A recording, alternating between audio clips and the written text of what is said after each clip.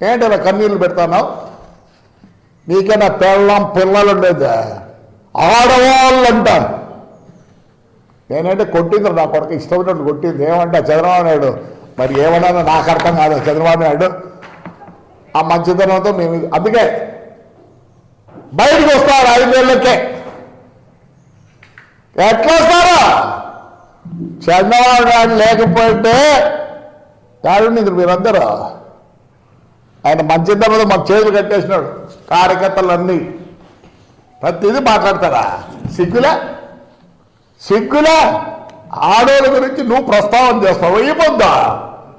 ఆ రోజు నా కోడలు నా భార్య ఆడోళ్ళు కదా. చిల్లర నా కొడుకులరా, చిల్లర బుద్ధులరా మీకు. పెట్టి పుట్టుండాలరా, బుద్ధి కూడా రావాలంటే. నేను తిట్లేనా ఇప్పుడు? చెప్పమంటావు అంతా హిస్టరీ ఆఫ్ యువర్ ఫ్యామిలీ.